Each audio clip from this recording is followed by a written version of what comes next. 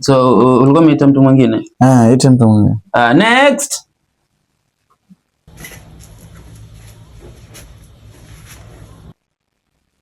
Kwa majina naitwa Amina. Amina. Umevaa nguo za kisichana but sauti yako ina sound kama mwanamume. Wewe ni mwanamume ama ni mwanamke? Mimi ni mwanamume. Sasa si mimi nimekwambia, ona mambo ujinga, watoto wa kiume wanavaa nguo za kike. Unaitwa Amina, jina la kike, na wewe ni mwanamume. Kwa nini unaitwa hilo jina la Amina? Naitwa jina la Amina sababu jina nilikuwa na mamangu na dada yangu mdogo. Okay. Sawa. So hilo jina lako la Amina umechukua jina la dadako, sawa? Wewe mwenyewe majina yako kamili? Okay, mimi naitwa Solomon Kalu. Solomon Kalu. Solomon Kalu, naona jina lake. Fadhali pia kaimba nyimbo za mangwene.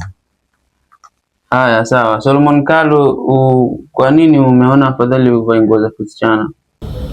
Okay, mimi mke wangu alisafiri akaenda Warabuni, sasa nina misi na muda mrefu. Ana miaka mingapi toka aende Warabuni? Miaka 4. Naona afadhali uvae hizo nguo zake.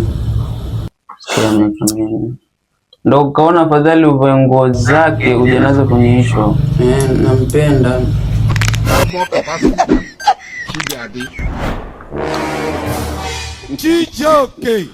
Mwaje kumsikize? Msikize. Wewe msikize peke yako. Mimi siwezi kumsikiza huo. Okay. Amina, kama vile unajiita. Sasa hii ni show, this is an audition pia. So wewe umekuja hapa uko na talanta gani? Mimi hapa kuna nyimbo nilitunga na mtungia yeye. Okay, waimba nyimbo za dunia ama nyimbo za mapenzi tu. Sasa Amina, hiyo nyimbo untungia sisi ama mwimbe mke wako wa Arabuni? Na mwimbe wewe si tu wa Arabuni na mdedicate. Unajeje ongea naye? Na hata sitaki story zake. Sawa, relax. Kuna maji. Okay, so tunakupatia platform size, tunataka tukusikize hiyo nyimbo yako. Endelea. Sawa, asanteni. Ngoja mwanzo kabla uanze kuimba. Hiyo nyimbo tuseme ni nyimbo ya furaha ama ni nyimbo umeimba kwa sababu uko na huzuni? Na huzuni, mimi mke wangu ameenda huko anitumania hata shilingi. Okay. Yeah. Kwa hivyo mambo hayaendi vizuri between you two.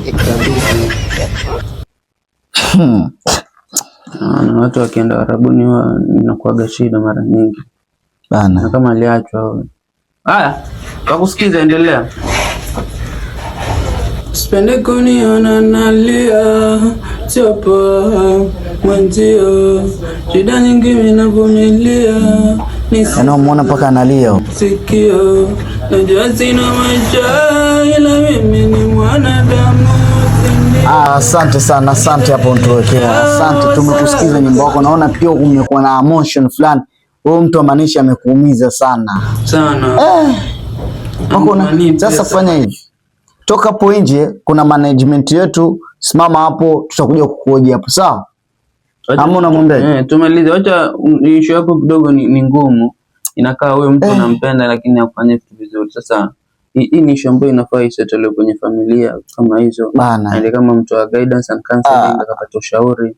So Amina, kama venye mwenyewe ajiita, nenda huko tu nje. Yaani mpaka mimi mwenyewe niliza nenda tu huko nje, pole lakini ngoja hata nimuoneshe kama nalia, nitie maji hivi.